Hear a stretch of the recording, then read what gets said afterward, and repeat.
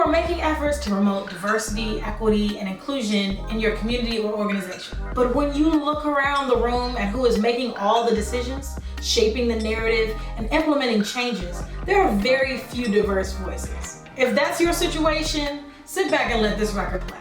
This tea time is just for you. It's tea time, equity time.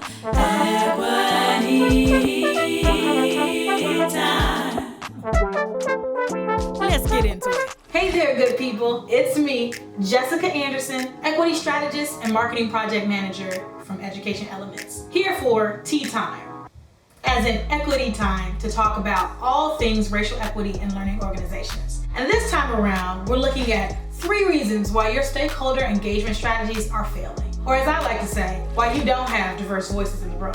So let's get into it. When learning about inequities in your community, your strategy to engage stakeholders is literally the key to demonstrating the kind of commitment you have to this work. If you thought you could hit the snooze button on this alarm, think again. Oftentimes we talk about the value of diverse voices having a seat at the table. But when you are beginning to engage your community in examining inequities, it's important to think not only about the table and the identities of its guests, but also the room in which the table sits, the people outside the room, and the experiences people have as they move through the room and even depart from it. I've got a friend here to help me explain what I mean. Crystal, please help them pick up what I'm putting down. Well, Jess, number 1, it is critical to examine your intent for any DEI effort you're leading within an organization. Are you checking off a box because equity is trending? Are you releasing a public statement because most organizations have? When it comes to time to engage stakeholders in this work, personal lived experiences will be shared and people will want to see their efforts materialize into real change. So ask yourself, what are your intentions? Do you intend to provoke systemic change? If you do, are you prepared to truly seed power and allow others in the community to voice their experiences and collaborate in leading these efforts? If not, you may be hindering diverse voices from making it to the room. Folks, people may be getting turned away at the door. Or worse, you are letting them in the room, but there's no chair for them to actually sit at the table. I can see it playing out now, Crystal. People being invited to sit on task forces or committees with no real authority or voice in the conversation.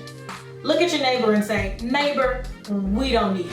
Well, number 2, you need to think about duration. If you are leading efforts towards diversity, equity, and inclusion, you want to examine the planned duration of your efforts. If you hope to address inequity in your community through one-time interventions or ephemeral training, it's time to think again. In a 2019 report published in the American Psychological Association, researchers synthesized evidence from 492 studies and found that short-term implicit bias training more often changed short-term knowledge about the vocabulary of diversity rather than long-term changes in behavior. We're talking about evidence from over 87,000 participants. And the prevailing trend was that short-term implicit bias training had little impact, if any, on long-term behavior.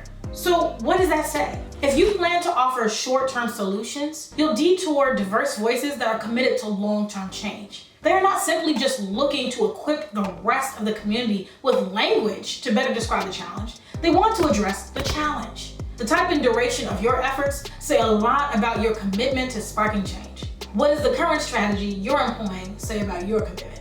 When we say duration, we are not just talking about the duration of your solutions, like one-time diversity training. It is also about the duration of your efforts to engage stakeholders. Do you only offer invitations once? Do community members only have one opportunity to show up and share? Let's say you invite someone to participate in a focus group. They have a background that is less represented in the current conversation, but they tell you that they're unavailable to join. Now, do you plan to never invite them to engagement opportunities ever again? I mean, they weren't there when you needed them, right? They didn't rise to the occasion. Well, how about asking yourself, how fragile is your invitation? Your engagement strategy is a gateway to diversifying leadership opportunities. And leadership looks like multiple invitations to committees and decision-making moments. If someone cannot accept your invitation once, don't shut them out of the room. Invite them in again and again and again.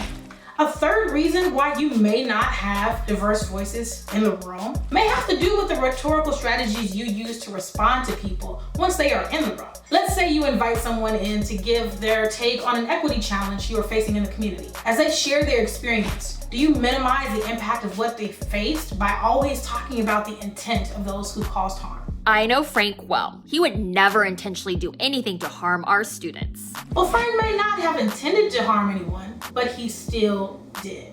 If your default reaction is to focus on intent, you'll inadvertently minimize the impact, making those who speak up feel less heard and less acknowledged. So examine your intent. The duration of your efforts and solutions. And focus on understanding the impact. These are just 3 examples, but there are plenty of other behaviors or practices that may discourage diverse voices from engaging with you in this work. Crystal and I co-wrote a paper with another colleague, Kimberly Stewart, focusing on ways that you can incorporate more inclusive practices into your engagement strategy when addressing inequity in your community. Check out the Include Guide at the link in the caption. This episode's teabag mantra is, spaces are not safe just because we say they are. If you want support around how to engage stakeholders effectively, drop us a note in the comments and let us know. Or feel free to head to our website to learn more about the work that we do. We at Education Elements work with school districts across the country to become more equitable and responsive. So there are lots of resources on our website to support you. And if you like videos like this, be sure to check out other videos from my series on Tea Time with Jess. Hit the subscribe button to get notified when the next video comes out. See you on the flip side.